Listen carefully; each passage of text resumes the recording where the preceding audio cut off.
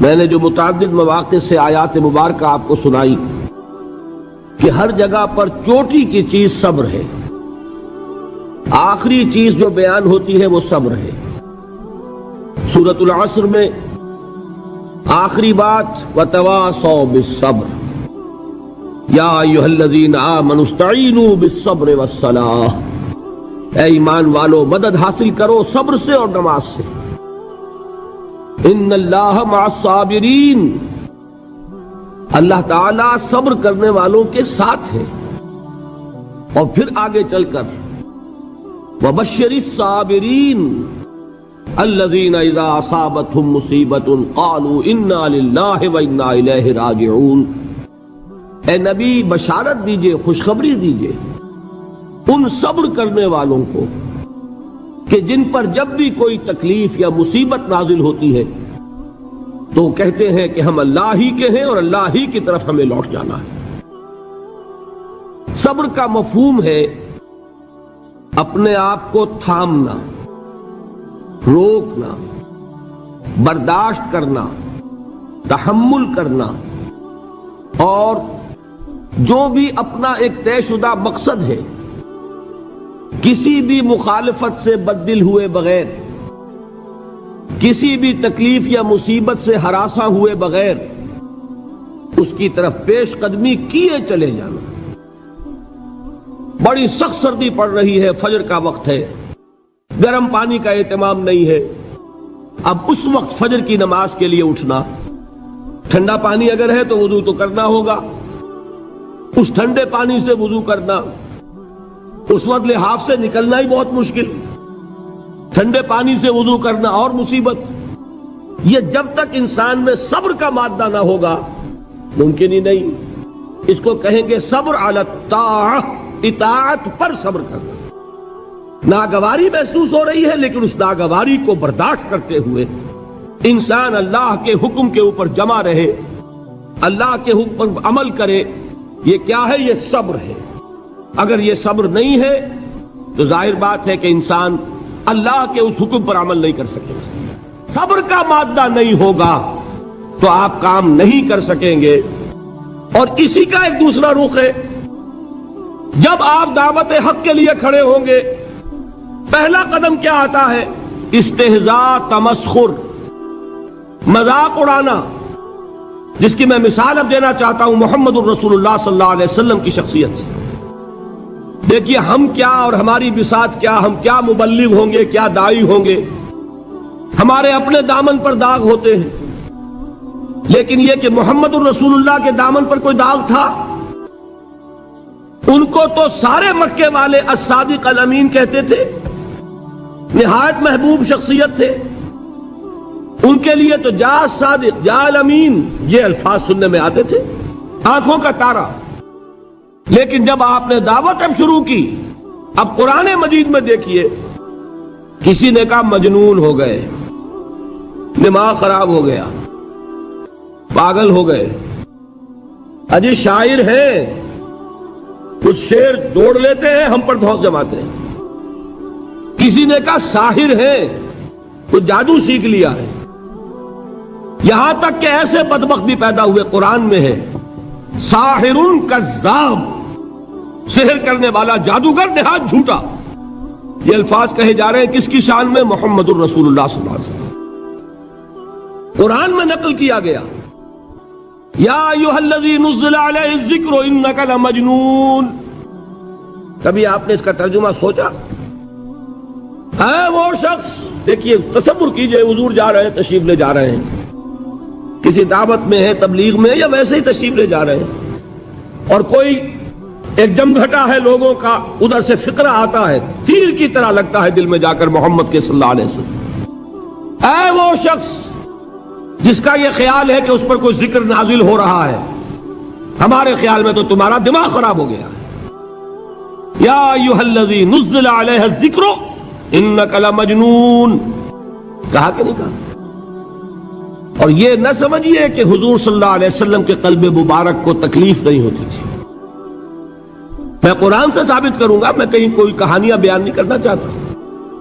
قرآن نے کہا ہے وَلَقَدْ نَعْلَمُ انک یضیق صدرک بما یقولون، اے نبی ہمیں خوب معلوم ہے صلی اللہ علیہ وسلم کہ جو کچھ یہ لوگ کہہ رہے ہیں اس سے آپ کا سینہ بھجتا ہے، یہ جو گھٹن ہوتی ہے، صدمہ ہوتا ہے۔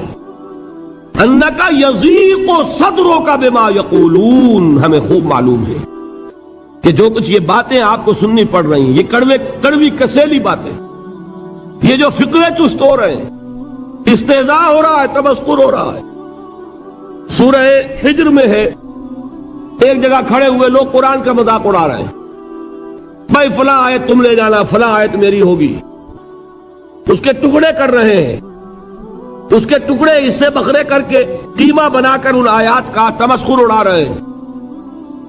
ایک جگہ قرآن مجید میں مذکور ہے کہ فرشتوں کا مذاق اڑ رہا ہے، بھائی یہ دیکھو محمد نے کہا ہے صلی اللہ علیہ وسلم کہ جہنم پر تو کل 19 فرشتے ہیں، علیہا 19 قرآن میں آیت نازل ہوئی۔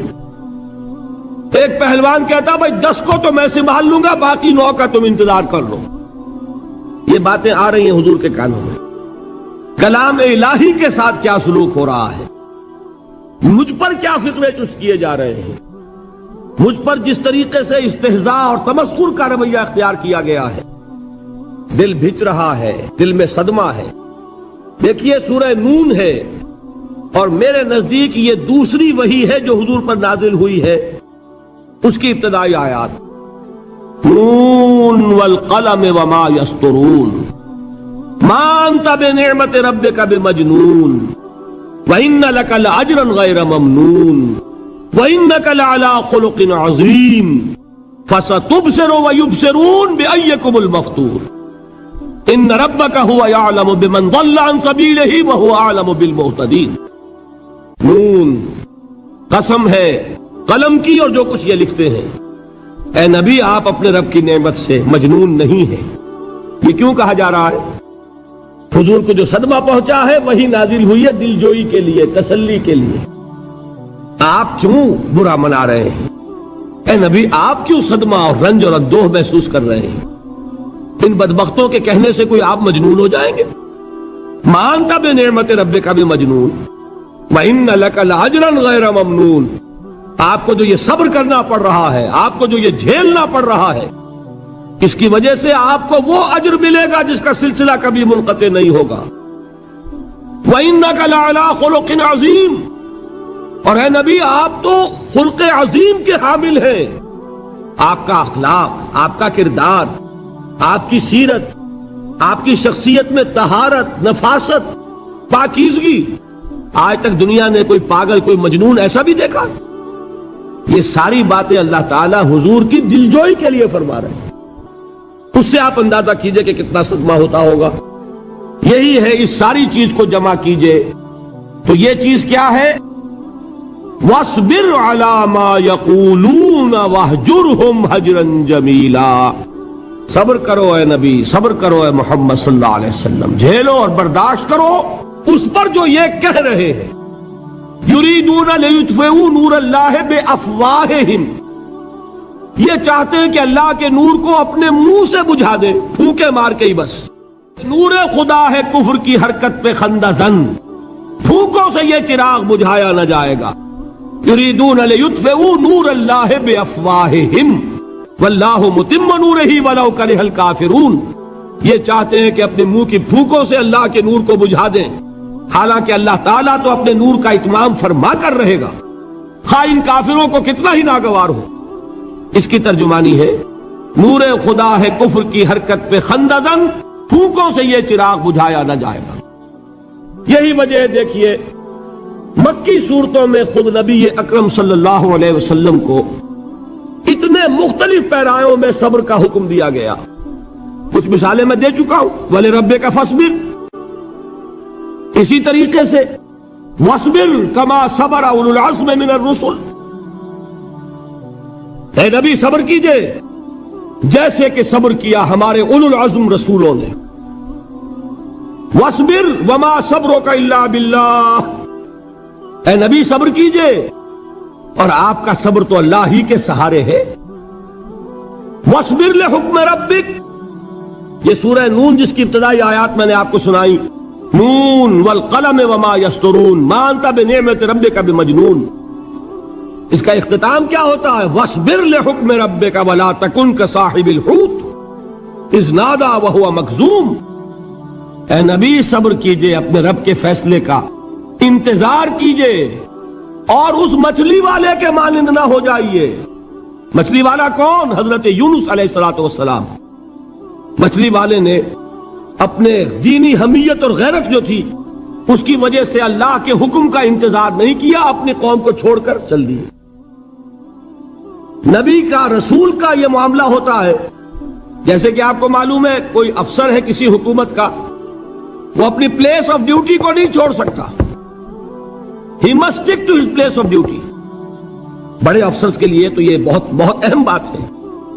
تو اے رسول، جہاں آپ کو ہم نے تعینات کیا ہے آپ وہاں سے ہل نہیں سکتے کہ ذرا مخالفت ہوئی، لوگوں نے فقرے چست کیے اور آپ کہیں اور چل دیے، دفع ہوئیے، یہ بات نہیں سننا چاہتے میں کسی اور کو سناؤں گا، ہو سکتا ہے نا؟ ہم تو کرتے ہیں نا یہ، اس لیے کہ ہمیں تو اللہ نے کہیں تعینات تو نہیں کیا نا۔ اگر ایک جگہ کے لوگ بات نہیں سنتے، چلو بھائی ہم کہیں اور جائیں گے، وہاں بات سنائیں گے۔ لیکن رسول کا معاملہ ہوتا ہے جو اس کی پلیس آف اپوائنٹمنٹ ہے، he cannot leave his place without the express permission of اللہ سبحانہ و تعالی۔ آپ نے یہ سنا ہوگا، سیرت کی تقاریر میں پڑھا ہوگا کہ مدینے کی طرف ہجرت کی اجازت حضور نے تمام صحابہ کو دے دی، خود منتظر رہے جب تک کہ اللہ کی طرف سے اجازت نہیں آ گئی۔ حضرت ابوبکر پوچھتے رہتے تھے حضور اجازت آ گئی کہ نہیں؟ نہیں ابھی نہیں آئی۔ حضور اذن آ گیا؟ نہیں آیا، ابھی نہیں آیا۔ حبشہ کی طرف سب کو بھیج دیا، اجازت دے دی جو جانا چاہے چلا جائے۔ حضور کی صاحبزادی جو حضرت عثمان کے نکاح میں تھی وہ بھی ہجرت کر رہی ہے، لیکن حضور تو نہیں گئے۔ رسول نہیں چھوڑ سکتا اپنی جگہ کو، یہاں تک کہ تمام تقریباً صحابہ چلے گئے، حضور رہ گئے، حضرت ابوبکر رہ گئے، حضرت علی رہ گئے، اور حضرت ابوبکر پوچھ رہے ہیں بار بار اجازت آئی یا نہیں؟ نہیں ابھی نہیں آئی۔ حضرت عائشہ نے واقعہ بیان کیا کہ ایک روز اچانک دوپہر کے وقت ہم نے دیکھا کہ حضور نے اپنے پورے جسم کو ڈھانپا ہوا ہے، چہرے کو بھی کپڑے میں ڈھانکا ہوا ہے اور تشریف لا رہے ہیں۔ یہ اس میں تعجب کی بات یہ کہ عرب میں آج بھی آپ کو معلوم ہے کہ یہ چیز جو ہے ان کی روایات کے خلاف ہے کہ دوپہر کے وقت کوئی کسی سے ملنے جائے۔ یہ وقت جو ہے قیلولے کا ہے، آرام کا ہے۔ تو این ٹھیک دوپہر کے وقت تشریف لائے حضور، آپ نے آ کے حضرت ابوبکر سے فرمایا کہ اجازت آ گئی ہے۔ حضرت ابوبکر نے بہت خوش ہو کر ایک بات کہی، حضور میں نے 2 اونٹنیاں تیار کی ہوئی ہیں۔ یعنی اب آپ وہ تو سوچتے تھے نا شاباش ملے گی کہ میں نے تیاری کی ہوئی ہے، میں نے 2 اونٹنیوں کو خوب کھلا پلا کے فربا کیا ہوا ہے، بڑی توانا ہے تاکہ ہم تیزی کے ساتھ سفر کر سکیں۔ حضور نے توقف کیا، فرمایا ہاں ٹھیک ہے، 1 اونٹنی میں استعمال کروں گا لیکن میں اس کی قیمت ادا کروں گا۔ حضرت ابوبکر کی آنکھوں میں آنسو آ گئے، روتے ہوئے کہا حضور مجھ سے یہ مغایرت، کیا یہ جان اور مال کسی اور کے لیے ہے؟ آپ مجھ سے بھی کہہ رہے ہیں میری اونٹنی جو ہے وہ بھی بلا معاوضہ آپ قبول نہیں فرما رہے۔ یہ ہے محمد الرسول اللہ کی غیرت اور حمیت کا معاملہ۔ اب دیکھیے ایک بات عجیب ہے، یہ ربط اپنے ذہن میں رکھیے، اللہ تو صبر کی تلقین کر رہا ہے اپنے رسول کو، اور رسول یہی تلقین کر رہے ہیں اپنے صحابہ کو، صبر کرو، جھیلو، برداشت کرو، ہاتھ مت اٹھانا، کوئی جوابی کارروائی نہیں ہوگی، بلکہ اپنے اوپر جھیلو جو کچھ جھیلنا ہے، ڈٹے رہو، پیچھے مت ہٹنا، یہ صبر ہے، لیکن ہاتھ اٹھانے کی اجازت نہیں۔ چنانچہ اب ذرا چشم تصور سے دیکھیے، ابو جہل اس نے جو بدترین روش اختیار کی، وہ ایک خاندان تھا حضرت یاسر، ان کی اہلیہ حضرت سمیہ اور ان کے فرزند حضرت عمار رضی اللہ تعالی عنہم۔ یہ غلام نہیں تھے، حضرت سمیہ تو کنیز تھیں لیکن یاسر غلام نہیں تھے۔ ان کی کہانی یہ ہے، واقعہ یہ ہے کہ یہ بہت نیک آدمی تھے یاسر، یمن کے باشندے، انہیں کو خواب میں بشارت ہوئی کہ نبی کا ظہور ہونے والا ہے مکے میں، جاؤ شاید ان کے قدموں تک پہنچ جاؤ۔ یہ یمن سے ترک وطن کر کے مکے آ گئے۔ ابو جہل کا ایک چچا تھا، بہت شریف النفس انسان، اس کے ساتھ معاہدہ کیا حلیف بن کر، اور وہ مکے میں رہنے لگے۔ اس لیے کہ یہ نوٹ کر لیجئے، مکہ اس وقت ایک قبیلے کا شہر تھا، صرف قریش۔ یا قرشی رہ سکتا تھا وہاں، یا قرشی کا حلیف، کہ اگر تو کسی قرشی نے آپ کو امان دی ہوئی ہے تو آپ رہ سکتے ہیں مکے میں، ورنہ نہیں۔ یا تیسرے قرشی کا غلام، غلام تو ملکیت ہی ہے اس کی، جیسے بھیڑ بکری ہے کسی قرشی کی، اسی طرح اس کے غلام ہے۔ یہ تین کیٹیگریز تھی انسانوں کی مکے میں۔ اسی کو نوٹ کیجئے کہ جو بیچارے غلام تھے وہ سب سے زیادہ ستائے گئے، اس لیے کہ غلاموں کے تو حقوق ہی کوئی نہیں تھے۔ بلال غلام تھے، ابو فقی غلام تھے، زنیرہ ایک کنیز تھی، ان کو جو ماریں پڑی ہیں اس کا آپ کو معلوم ہے۔ حضرت بلال کے ساتھ جو کچھ امیہ ابن خلف نے کیا، کہ جس طریقے سے کہ حیوانوں کی لاشیں جو ہے کھینچ کر گھسیٹ کر لے جائی جاتی ہیں، ان کی گردن میں رسی ڈال کر گھسیٹتے، اسی طریقے سے حضرت بلال کے گردن میں رسی ڈال کر ٹھیک دوپہر کے وقت مکے کی سنگلاخ گلیوں کے اندر گھسیٹا جاتا تھا۔ نیچے زمین جل رہی ہے توے کی طرح، اور ویسا بھی ہوتا تھا کہ چت لٹا دیا، اوپر سے وہ آگ مکے کا، کہ سورج جو ہے ذرا نوٹ کیجئے، آگ برسا رہا، نیچے زمین توے کی طرح جل رہی ہے، اور ایک بھاری سل بھی لا کر جو ہے سر پر رکھ دی، چھاتی پر رکھ دی گئی ہے کہ آواز نہیں نکل رہی، جھاگ نکل رہے منہ سے، لیکن اس حال میں بھی احد احد احد، ایک ایک اللہ، قل هو اللہ احد، الفاظ نکل رہے۔ یہ ہے وہ صبر، صبر علی الابتلاء، صبر علی الایذاء۔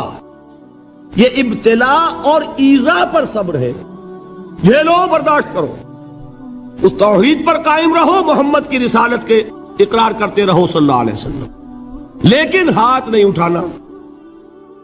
اب میں آپ کو بتا رہا تھا یہ تو غلام تھے، یہ جو تھے یاسر، یہ حلیف تھے، غلام تو نہیں تھے نا۔ البتہ وہ ابو جہل کے چچا کی کنیز تھی یہ سمیہ، انہوں نے اجازت لے کر ان سے نکاح کر لیا، یہ تو کنیز رہیں گی۔ بیٹا جو ہوا وہ بھی ایک طرح سے، جب کنیز زیادہ ہے تو غلام ہو گیا، عمار ابن یاسر۔ وہ جو شخص تھا بہت شریف النفس ابو جہل کا چچا، وہ مر گیا۔ اب ابو جہل جو ہے اس خاندان کا سربراہ ہے، لہذا یہ تینوں جو افراد ہیں وہ اس کے رحم و کرم پر ہیں۔ یاسر کو بھی پروٹیکشن اگر ہے تو ابو جہل کی ہے، ابو جہل جو چاہے کرے، اور سمیہ تو کنیز ہے ہی، اس کا تو کوئی حق ہے ہی نہیں، جو چاہے کرے، اور عمار ان دونوں کا بیٹا ہے، لہذا بدترین معاملہ کیا ابو جہل نے ان تین افراد کے ساتھ۔ حضرت سمیہ کے ساتھ جو کچھ کیا گیا ہے آپ اس کا تصور نہیں کر سکتے۔ بالآخر جو شہید کیا حضرت سمیہ کو ایذائیں دے دے کے، سسکا سسکا کے، ان کے جسم کے نازک حصوں کو جلا کے، داغ دے کر، کہتا کیا تھا، ایک دفعہ کہہ دو کہ میرا جو یہ بت ہے یہ بھی الہ ہے، مان لو میں چھوڑ دوں گا۔ تنگ آ گیا، کسی طریقے سے ایک دفعہ کہہ دو پھر میں چھوڑ دوں گا۔ لیکن یہ میاں بیوی حضرت یاسر اور حضرت سمیہ رضی اللہ تعالی عنہما، یہ ہے ثبات، یہ ہے صبر، یہ ہے استقلال، ایک مرتبہ بھی کہنے کے لیے تیار نہیں ہوئے، جو چاہو کر لو، اب ہم تو اس سے پیچھے نہیں ہٹیں گے۔ تنگ آ کر اس نے حضرت سمیہ کی تو شرمگاہ میں برچھا مارا ہے اور شہید کیا۔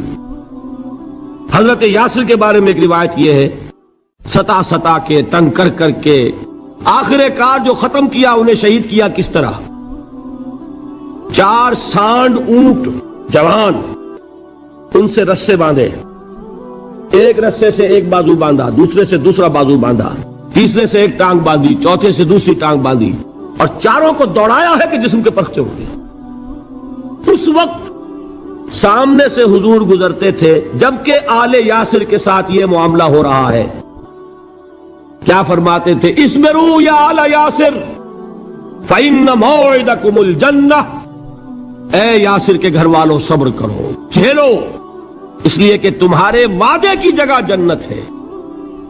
اللہ تعالیٰ ادھر آنکھ بند ہوگی، ادھر جنت میں تمہارا داخلہ ہو جائے گا۔ یہ ہے تواصوا بالصبر والعصر ان الانسان لفی خسر۔ یہ تواصوا بالصبر پر کون عمل کر رہا ہے؟ محمد الرسول اللہ صلی اللہ علیہ وسلم۔ دے تو بھی محمد کی صداقت کی گواہی۔ یہ صداقت کی گواہی دیتے ہوئے انہوں نے اپنی جانیں دے دی۔ 4 سے لے کر 12 تک 8 برس اس کو کہتے ہیں پرسیکیوشن، فزیکل پرسیکیوشن، تشدد، مار پیٹ، جلانا، دہکتے ہوئے انگاروں پر لٹانا، فاقے رکھنا، بھوکے رکھنا، ان کو ڈال دی گئی زنجیریں، گھروں میں بند کر دیا گیا نوجوانوں کو۔ حضرت عثمان کو چچا نے ان کے ایک چٹائی کے اندر لپیٹا اور دھونی دے دی، دم گھٹ رہا ہے، جان نکل رہی ہے۔ حضرت مصعب بن عمیر رضی اللہ تعالی عنہ، وہ نوجوان 200 درہم کا جوڑا ان کا سل کر آتا تھا شام سے تیار ہو کر، لباس معطر ہوتا تھا، جدھر سے نکل گیا پوری گلی جو ہے وہ معطر ہو گئی، انگلیاں اٹھ رہی ہیں، وہ جا رہا ہے مصعب، یہ خوشبو اس کی ہے۔ اس مصعب کے ساتھ کیا سلوک کیا؟ باپ تو مر چکا تھا، ماں نے پالا تھا، دولت بہت چھوڑ کر گیا تھا باپ، لہذا ماں نے بڑے ناز و نام میں پالا، بڑے لاڈ پیار میں، 200 درہم کا جوڑا تیار ہو رہا ہے۔ لیکن یہ کہ آپ کو معلوم ہے عرب کے اس معاشرے میں عورت کی کوئی حیثیت نہیں تھی، ماں کا اختیار نہیں تھا، چچا تھا آپ سربراہ خاندان کا۔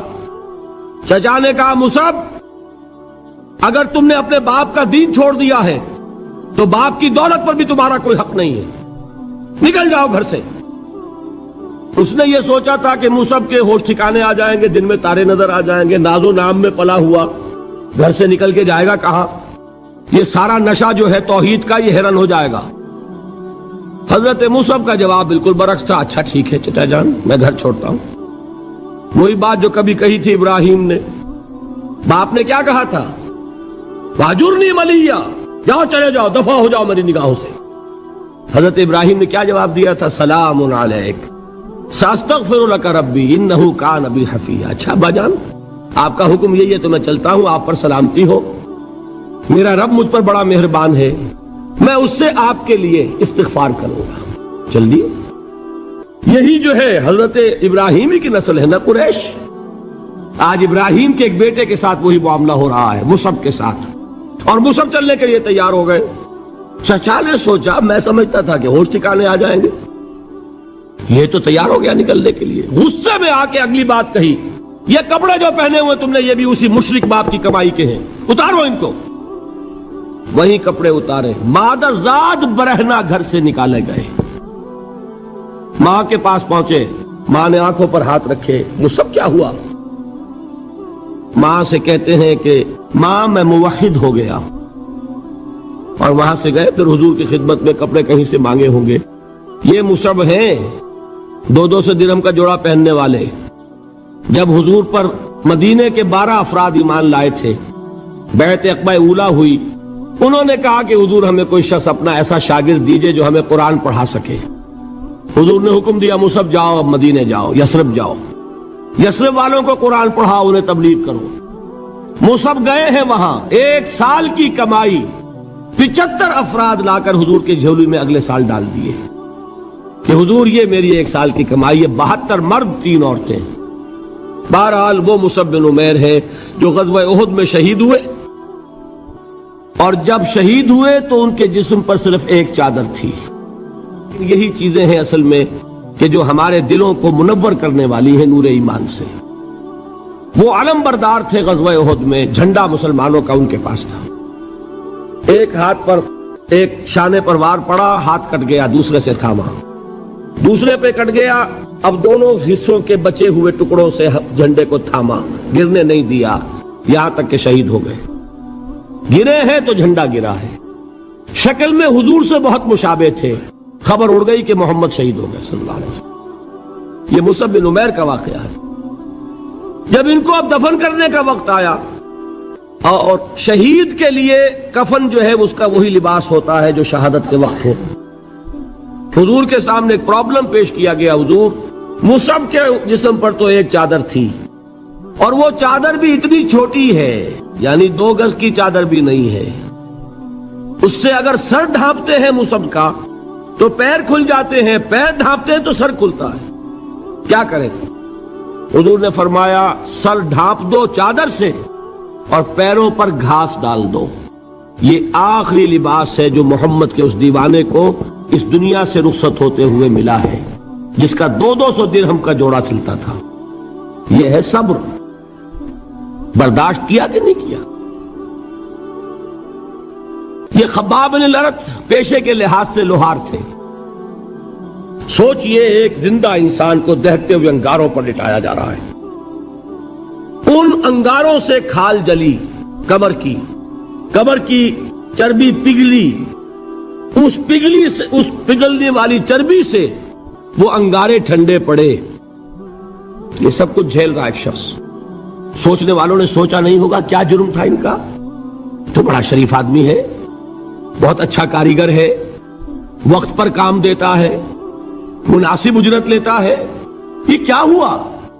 یہ کوئی جرم نہیں. جرم صرف ایک ہے, ایک اللہ کو مانتا ہے اور محمد کے دامن سے وابستہ ہے صلی اللہ علیہ وسلم. فاستعینوا بالصبر والصلاۃ, مدد حاصل کرو کس سے؟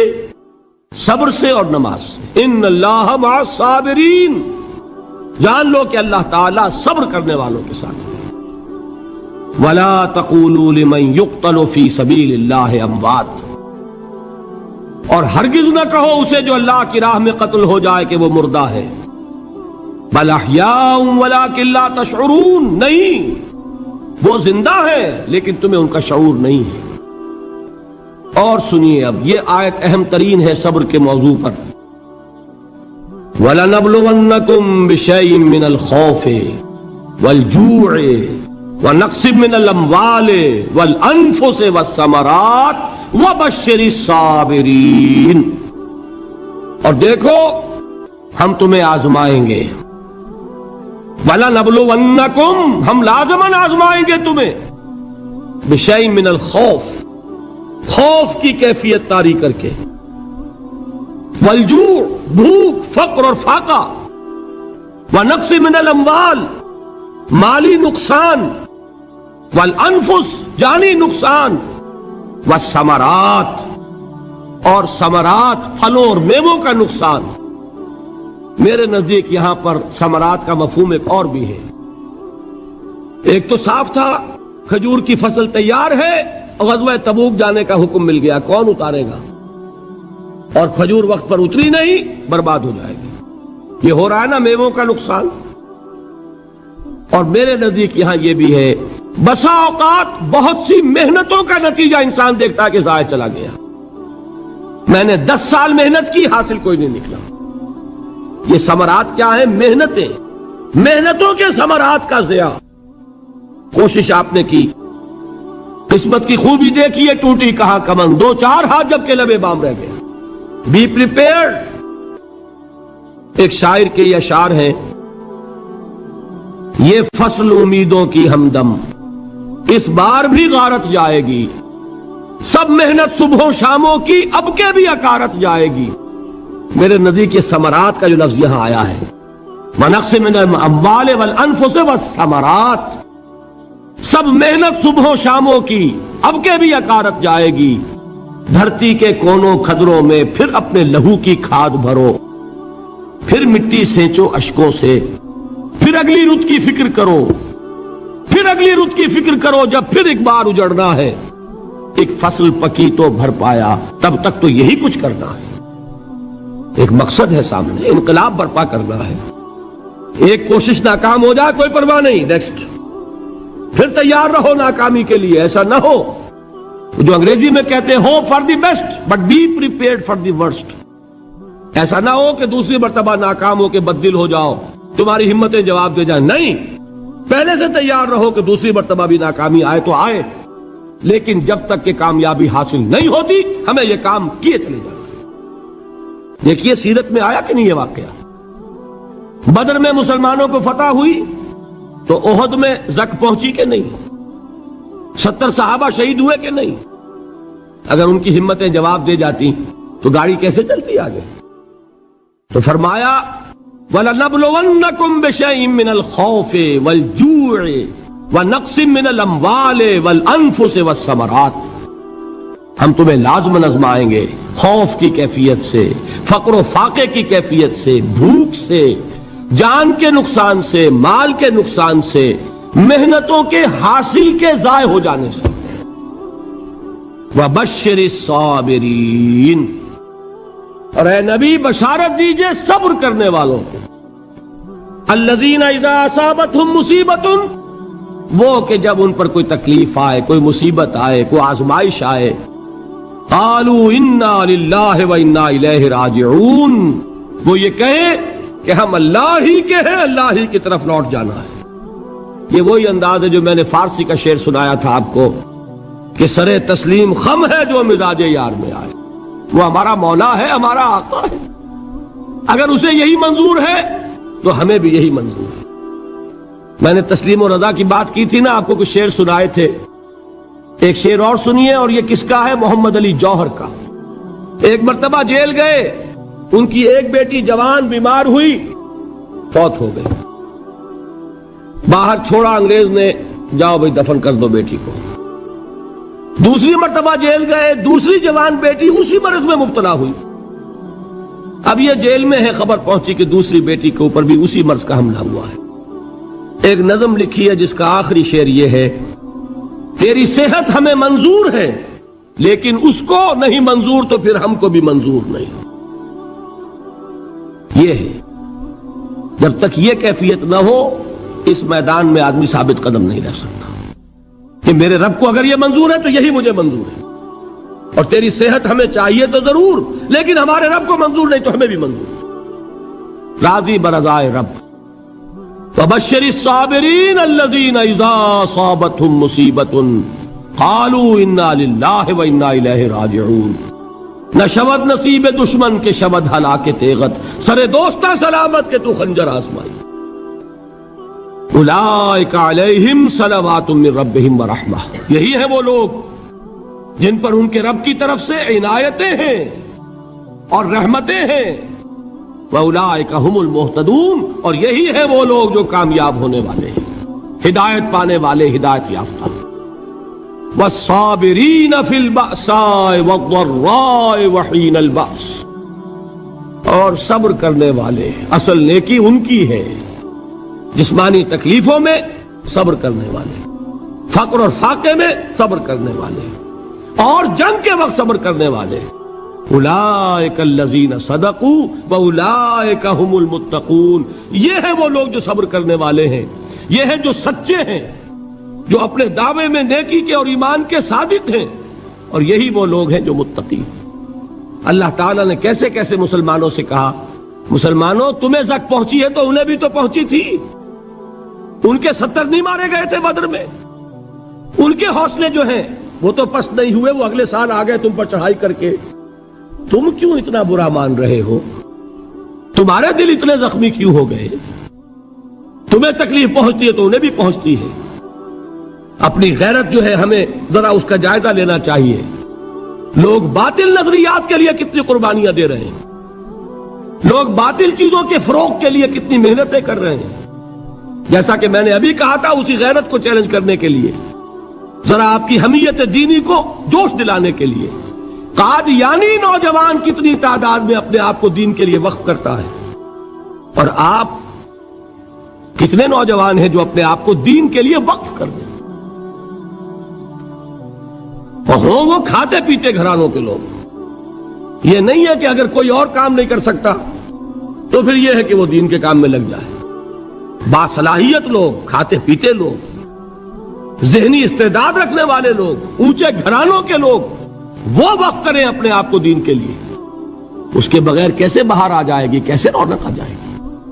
تو دنیا میں باطل نظریات والے جو ہیں، یہ بات کہی گئی ہے، مسلمانوں تم اگر توحید کے لیے لڑ رہے ہو، دیکھتے نہیں ابو جہل کو، اس نے گردن کٹوائی ہے شرک کے لیے، شرک کے لیے گردن کٹوائے، اور تم توحید کے لیے گردن کٹوانے کو تیار نہ ہو۔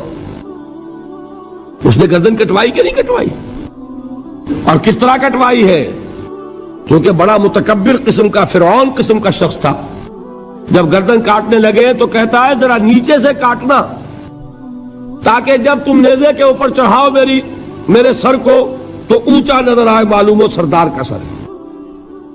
وہ بدبخت مرتے ہوئے بھی جو اس کی یہ کیفیت تھی نا، اس کو ذہن میں رکھیے۔ تو یہ اس لوگوں نے قربانیاں دی، جانیں دی، تو فرمایا اگر تم ان سے زیادہ قربانی نہیں دو گے، یہ نوٹ کر لیجئے اس کو، مجرد اگر حق کو غالب کرنا اللہ کے ذمے ہو تو آنے واحد میں غالب کر دے گا، تمہیں تکلیف ہی دینے کی ضرورت نہیں۔ سمجھ رہے؟ کیا اللہ کے مقابلے میں کوئی باطل کی طاقت ٹھہر سکتی ہے؟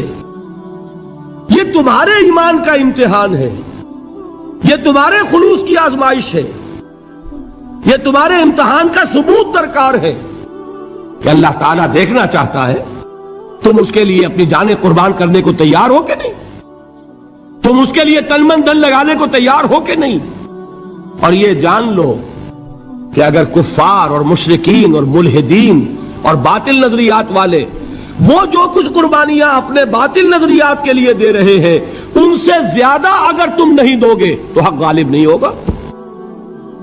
انہوں نے جو صبر کیا ہے اپنے باطل نظریات پر، اگر تم اس سے زیادہ صبر کا ثبوت نہیں دو گے اپنے اس حق پر تو حق غالب نہیں ہوگا۔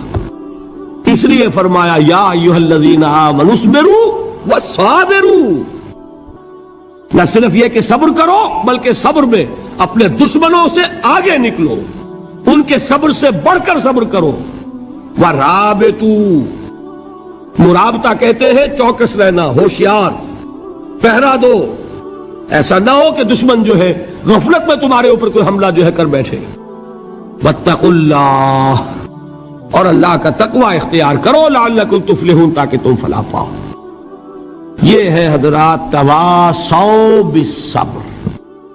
میں نے عرض کیا تھا ہر جگہ پر آپ کو چوٹی کی بات صبر ملے گا۔ آیت الکرسی، آیت البر جو میں نے آپ کو سنائی آخر میں، والصابرین فی الباساء والضراء وحین الباس، حامیم سجدہ، وما یلقاها الا الذین صبروا وما یلقاها الا ذو حظ عظیم۔